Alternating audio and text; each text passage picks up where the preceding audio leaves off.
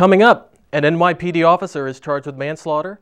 Armstrong's widow finds his artifacts, and the death of 60 Minutes' Bob Simon. Right? That's so gay. That's really gay. Dude, look at those hands. Please don't say that. What? Don't say that something is gay when you mean that something is dumb or stupid. It's insulting. It's like if I thought this pepper shaker was stupid and I said, man, and this pepper shaker is so 16-year-old boy with a cheesy mustache. Just saying. When you say that's so gay, do you realize what you say? Knock it off. The next 30 seconds can save you a lot of money. Just do your laundry in cold and stick to full loads. Auto-sleep your computers. Plug your gadgets in a power strip and switch it off when you're done. Headed out? Turn back your thermostat by 10 degrees. And drive sensibly. The more energy you save, the more money you save. Find other great tips at energysaver.gov.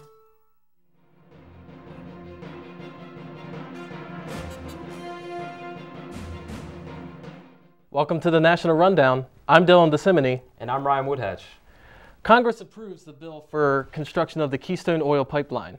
President Obama threatened to veto the bill, but Republican supporters are working to ensure that oil sands be taxed and used for cleanup oil spills.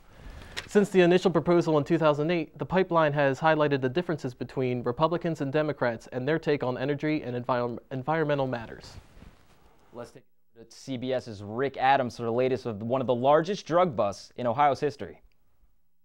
Well, this was a massive drug bust here in Defiance County, stemming from a long-time undercover investigation. 27 people were arrested. Many of them live right here in Defiance. Some of them are in this mobile home community right near the mall. Cocaine trafficking charges, heroin charges, charges related to prescription medications. Defiance County's prosecutor Morris Murray tells me that the men and women arrested face more than 80 different charges, and they range in age from 22 to 63 years old. The arrests were made following an 18-month investigation from the multi-area narcotics unit. It's an unfortunate thing that in society today we have to do this, but the reality of it is we have to look at what's going on in our community and respond to that. Many of the drug transactions took place in front of a Defiance store and in different neighborhoods throughout the city. People who live here are happy law enforcement is cracking down on the big drug problem, but many of them are still on edge. Very nervous. I just live right down the road. It's right in my backyard. It's really unsafe. Those arrested could face up to 5 years in prison or more. More drug arrests are expected in the near future. Reporting from Defiance, I'm Rick Adams. Cold and flu season is here, but that's not the biggest worry in the health world. According to Centers for Disease Control and Prevention, as of last week, there are 121 cases of measles in 17 different states. This disease is very serious and easily spread, so officials are encouraging everyone to get vaccinated. Bob Simon was killed Wednesday in a car accident in New York City. The celebrated journalist was 73. According to the Daily News, Simon was a passenger in a delivery cab. The vehicle was driving south on the West Side Highway when it rear-ended another car, then crashed into the median. Simon was rushed to St. Luke's Roosevelt Hospital, where he later died. More than 45 years after Neil Armstrong stepped onto the moon, his personal bag of souvenirs from the first lunar landing has moved from the secrecy of his closet to the national spotlight.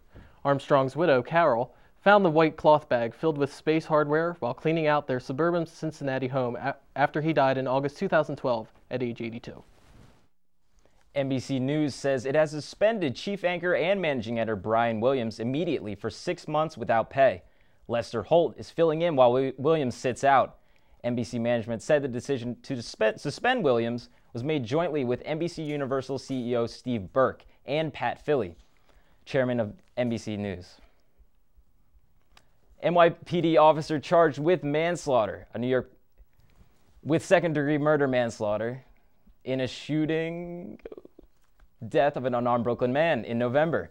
In addition to manslaughter charge, Liang faces one of the counts of criminal negligent homicide, 1 count of second-degree assault, 1 count of reckless endangerment, and 2 counts of official misconduct. If convicted on the second charge of the second-degree manslaughter, he could face up to 15 years in prison. On the third anniversary of Whitney Houston's death, the Houston family says that they are standing together and praying that Bobby Christina will continue to fight for her life.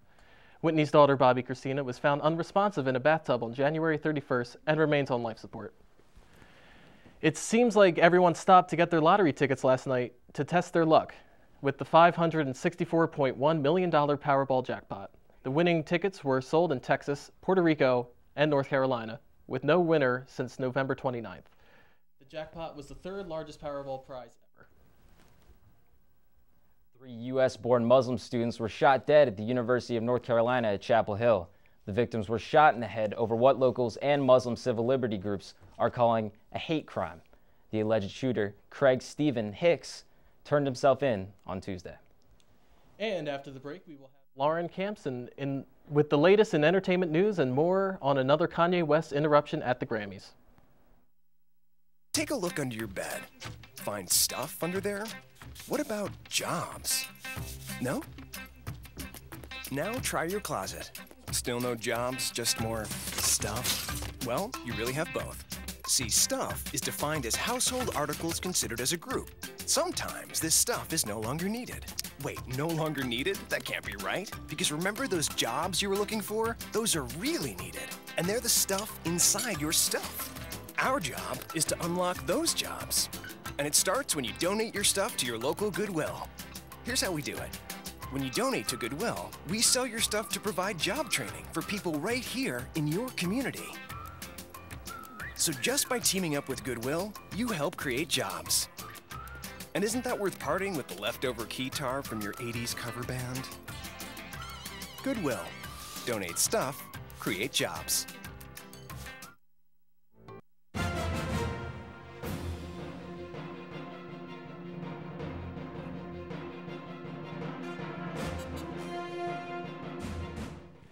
After an intense 19-month trial, Costa Concordia captain Francisco Chetano was found guilty of manslaughter along with other charges related to the fatal tragedy off of the Italian coast.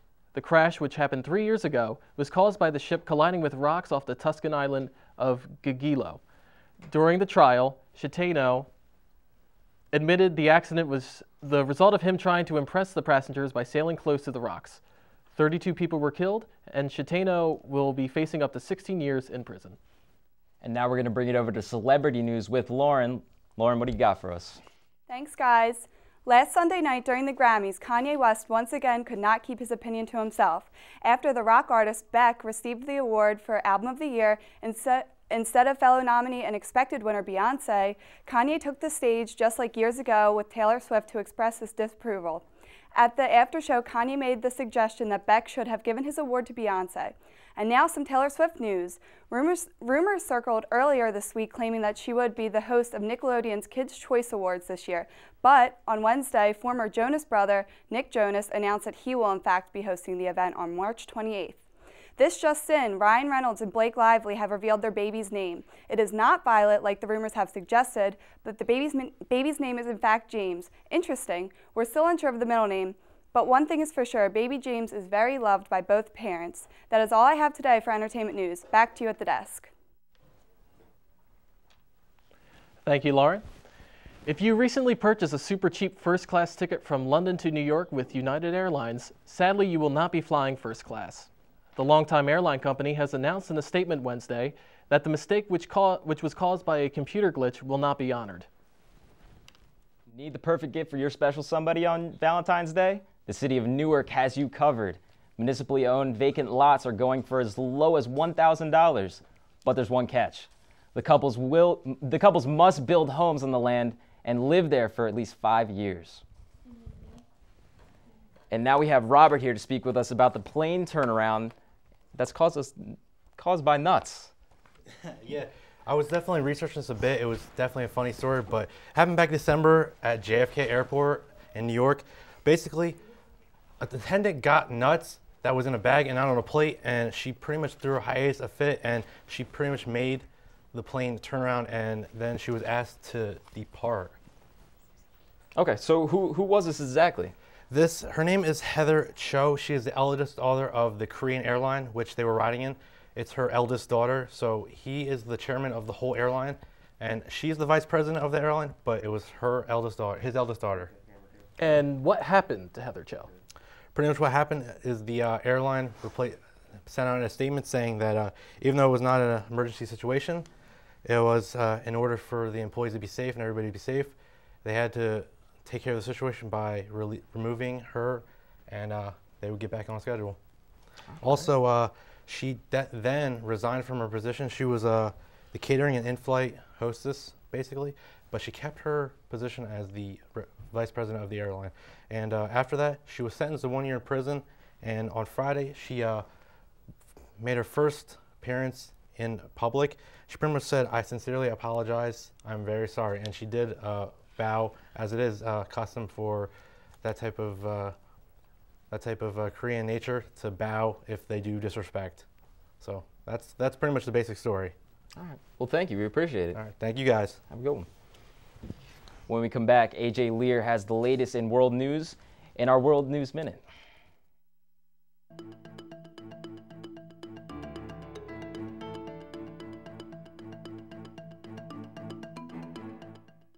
Thanks, guys. I'm here today with the world news across the nation. About 300 migrants are feared dead after boats sank in the Mediterranean Sea.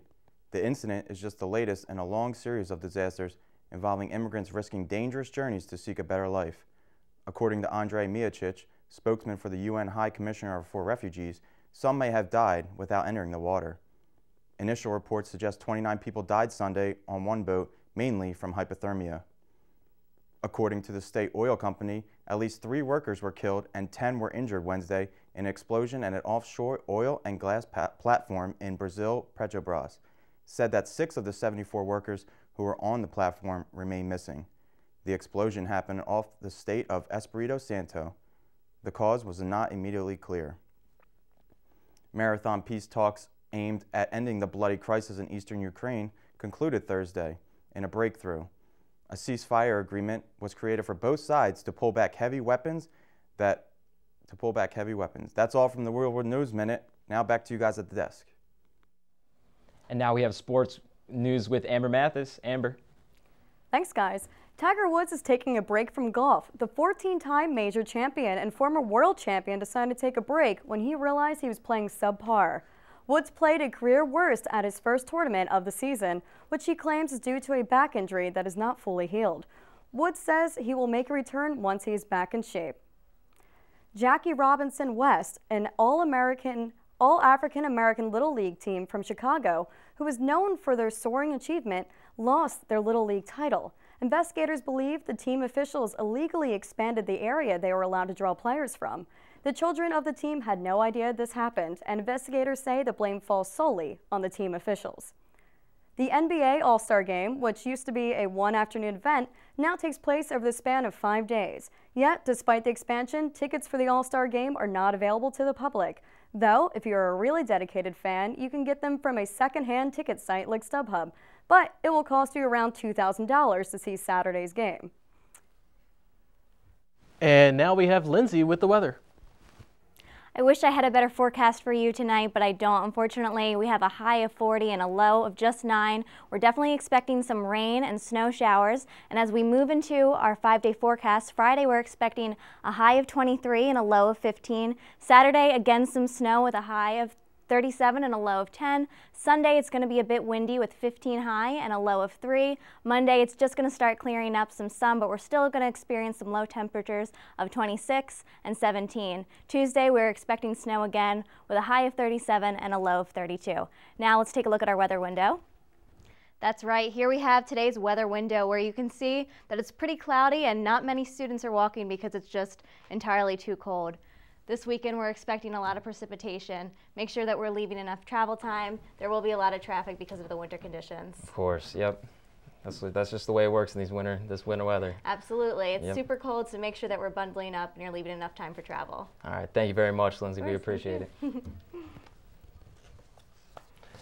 That was the National Rundown. I'm Dylan DeSimony. And I'm Ryan Woodhatch. Have a good night.